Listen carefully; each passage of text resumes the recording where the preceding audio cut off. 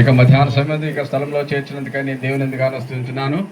దేవుడు గొప్ప దేవుడు అంటున్నాడు, మనల్ని ఆశీర్వదించే దేవుడు అంటున్నాడు. ప్రతి నిమిషము ప్రతి గడియ మనల్ని ఆయన హస్తంలో మనం కాపాడుతుంటున్నాడు. నిజంగా ఈ రోజుల్లో చూస్తున్నప్పుడు నేను అటు ఇటు వెళ్తున్నా కదా, చాలా దిక్కులకు వెళ్తుంటాను. ఈ వయసులో కూడా దేవుడు మంచి ఆరోగ్యాన్ని ఇచ్చి నడిపిస్తున్నాడు. కానీ ఎంతోమంది అపాయముల చేతను ప్రమాదముల చేతను బాధపడుతున్నారు. కానీ దేవుడు అయితే మన తన హస్తముల కింద కాపాడుతుంది. అందుకై మనం దేవునికి కృతజ్ఞతాస్తులు చెల్లించవలసిన వారమై ఉంటున్నాము.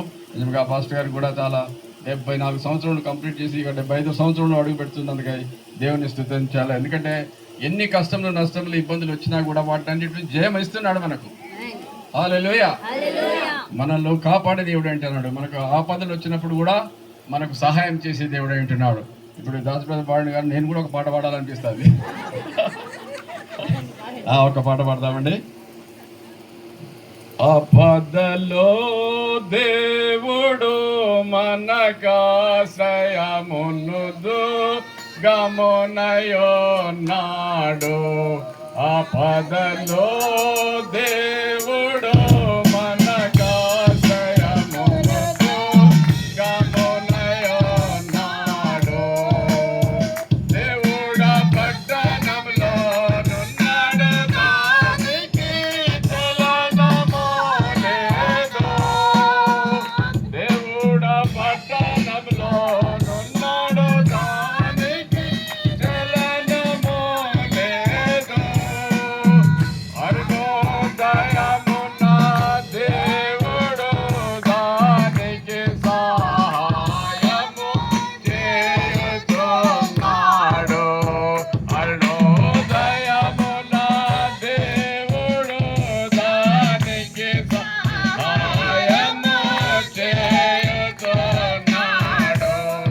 ఆపదలో దేవుడు మనకాశయమునుదు గమనయోన్నాడు. యెహోవా చేసిన మహత్కార్యములు ఆశ్చర్యకరుడే.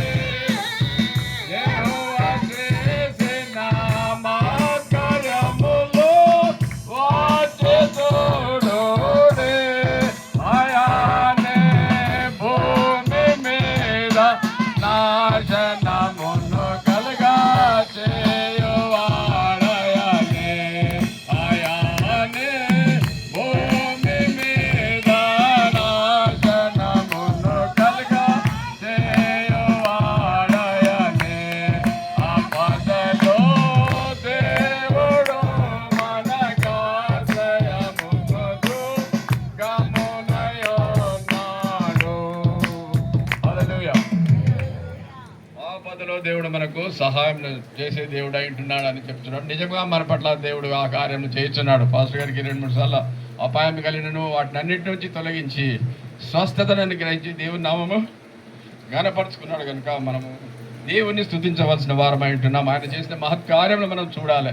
మనం మహత్కార్యం మనం చూస్తున్నాం. మన సంఘంలో, మన పట్టణంలో, మన పరిస్థితుల ప్రాంతం అన్నింటిలో కూడా దేవుడు మనకు సహాయం చేస్తున్నాడు. మనము ఇతరులకు నాశనం చేస్తున్నాడు, కానీ మనల్ని ఎట్టి పరిస్థితుల్లో నాశనం చేయకుండా మనల్ని కాపాడుతున్నాడు. కనుక దేవునికి కృతజ్ఞతలు చెల్లించవలసిన వారమై ఉంటున్నాము.